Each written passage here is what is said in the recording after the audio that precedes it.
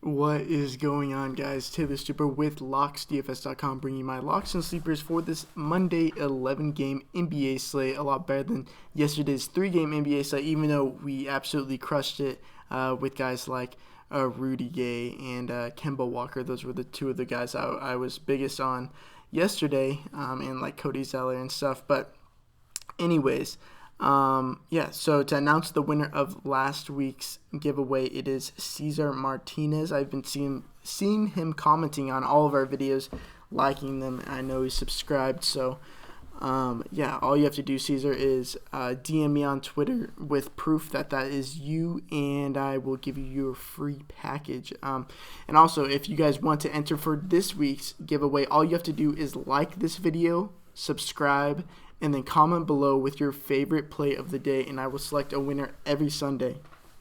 The new system that we've been running over on Locks DFS has been great with doing these live streams up until lock, helping you guys make some decisions, some 1v1s, 2v2s, kind of explaining my favorite plays of the day, and you guys have been awesome, making crazy good lineups. I know a lot of us were close to getting takedowns yesterday, but I think today we can finish the job.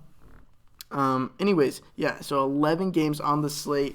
Really like this slate, and honestly, if you looked at this slate and then watched this video and you know me at all, you know what game I'm looking at, and it's this Kings versus Bulls game.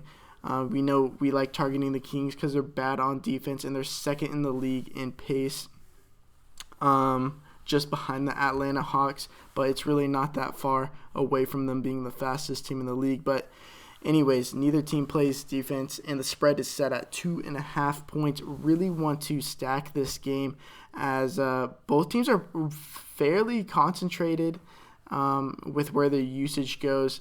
But there's one guy that's just glaring on the Kings that I really want to target, especially on DraftKings, where he's just simply mispriced, and that is Mr. Marvin Bagley. His price is down to 4.7K.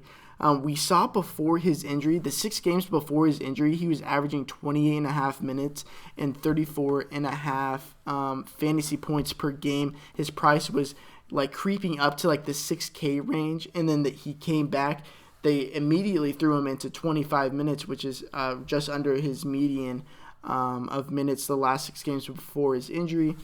Did fairly well. And then the next game, and because he was gone, his price kept dipping and dipping. And then last game, the second game after his injury, he was in severe foul trouble. He actually fouled out of the game, and that's why his minutes were so limited. And they dropped his price to 4.7K. This guy is third on the Kings in usage at 24.5% usage.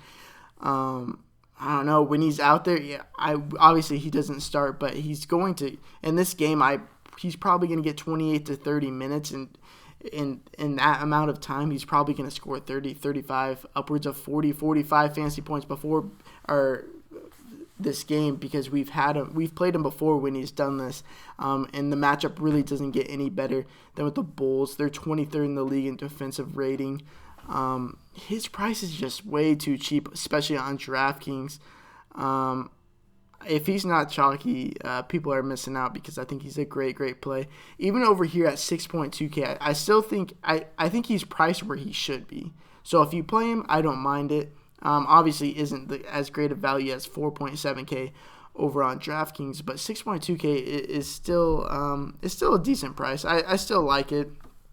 But that's definitely one of the first people I'm putting into my lineup. Obviously, we're still waiting on some news, like John Wall, waiting for just to see what other value opens. But I'll talk about another player that I really like, and that is Colin Sexton.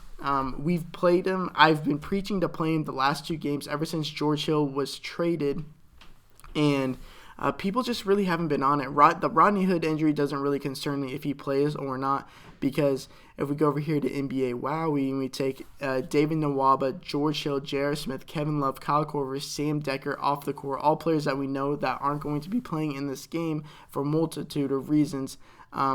Colin Sexton is second on the team in usage at 25.8 minutes, or 25.8% usage rating. Jordan Clarkson's the only one with a higher one at 29.5 usage. And we saw last game, Jordan Clarkson was like super chalk, and Colin Sexton was like 5% owned on DraftKings. And Colin Sexton was one of my locks, and Jordan Clarkson was just rated as a cash play. I still like Jordan Clarkson, like the rest of the field, but I like Colin Sexton way more, and I explained it on our private live stream before. It's just the 5% usage. Obviously, that's great for Jordan Clarkson, but Sexton is set up to play so many more minutes. Clarkson's going to be playing upwards of 28 to 30 minutes. Sexton, every game in this situation, is going to be playing 36 plus minutes. And last game, when we played him, he played 40 minutes. Guy was absolutely dreadful at the beginning of the year. I really didn't think he was a great player whatsoever. But I started playing him, or I started watching him more. And he really improved his game. The confidence is through the roof. He's just shooting whenever he gets the ball, really, now. And he handles the ball way more than Jordan Clarkson now. And they haven't moved his price at all. Or even on FanDuel, his price is still 5.3K, I believe. 5.3K. I don't get it. That price is too cheap. I know it's against a tough matchup in the Milwaukee Bucks, and he's, okay, over here, I think he's 4.9K still. 4.9K against the Bucks. Obviously, that it's a tough defensive matchup, but most of Colin Sexton's shots are taken in the mid-range, and that is the big-time weakness of the Milwaukee Bucks. We go over here to team pace. Obviously, the Cavs are a super slow team, third slowest team in the league, but now they're facing the Bucks, who are the fifth fastest team, which is going to play well for Colin Sexton. Obviously, blowout is very much a concern in this game. I see, where are they? 13.5 point dogs away. But the thing with Colin Sexton is they'll play him like 30 minutes in the first three quarters when they know it's going to be a blowout. And they'll even give him blowout run. Even if it's a blowout, they'll play him until there's like 3 or 4 minutes left in the game. So his minutes are relatively safe at 34, 35 minutes, and with a 25% usage rating, it's hard for me to get off of him. Really like Colin Sexton today. Those are two of the guys I'm really planning on getting into my lineup. Colin Sexton and Marvin Bagley, just entirely too cheap for their roles on their teams and their matchups. I'm going to be discussing a couple of my other favorite plays today on Twitter.